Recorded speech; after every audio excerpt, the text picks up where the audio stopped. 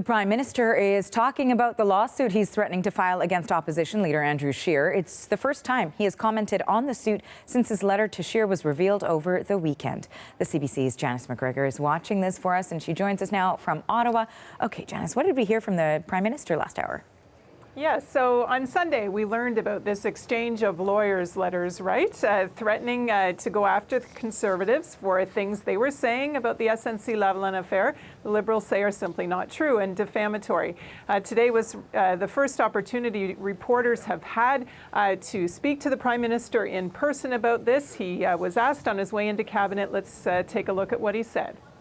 I think it's important that all politicians be straight with Canadians in how they characterize their own actions and their own beliefs. I think we're going to have an election in the coming months. You can't be inventing things. You can't be lying to Canadians. And I think highlighting that there are consequences in short term and long term when politicians choose to twist the truth and distort reality for Canadians. It's not something we're going to put up with.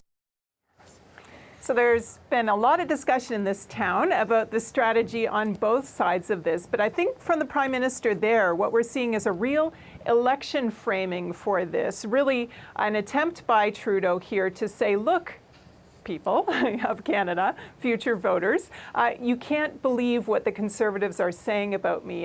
And so sure am I that what they're saying is untrue that I'm prepared to threaten a lawsuit over it. Very interesting. You know, there's been a lot of talk about how these letters are a shot across the bow, perhaps. The Liberals not necessarily ever intending to go to court, but instead it's more like a, I see you Conservatives, I see what you're doing, cut it out. And in question period yesterday, we had the government House Leader for the Liberals, Bardish Chagger, pointing to the fact that, you know, since they've issued warnings like this, and apparently they've sent a letter previous to this about something else they didn't like, they have gone into Andrew Scheer's Twitter account and changed some things, changing the word lies to falsehoods and deleting a reference to criminality in a couple of cases. Now, the Conservatives say, look, those tweets are not what this is about. The lawyer's letter didn't reference the tweets. We changed tweets for all sorts of reasons. That's not really what's at foot here or at play here.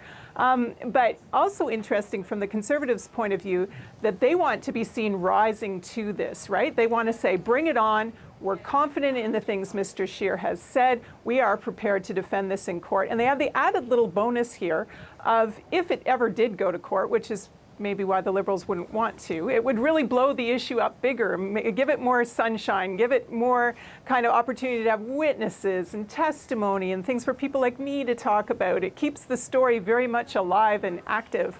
And it also lets the Conservatives say if the Liberals don't go ahead with the lawsuit, oh, well, that must prove that what I'm saying isn't really true. So the Conservatives have found a way to make this a win-win for them, which is why a lot of people are wondering about whether the Liberals have really played this right. And the SNC-Lavalin story does continue to be very active and moving, as you say, including today. There will be some movement on it, some developments, because we know that there's an ethics committee meeting. So what are we expecting on that front? Yeah, later on this afternoon, it's committee business again at ethics, which people in this town knows means they go behind closed doors and fight about future studies and witnesses.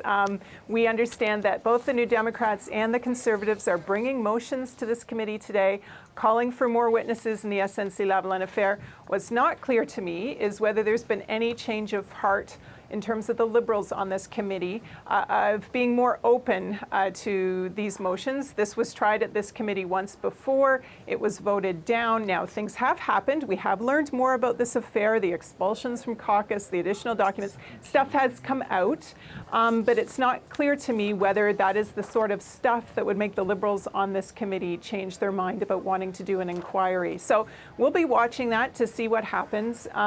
There is also, I should mention, another motion before the Senate. There have been a couple of different attempts maybe to bring an inquiry over there. The latest motion is up for debate today.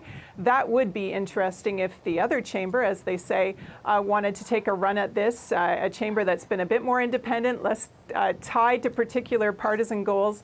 If they decided to have an inquiry, it might be of a very different nature than what we'd seen in House committees so far. So we'll be keeping an eye on that as well to see if there's any more kind of parliamentary attempts to bring some more evidence to light on this.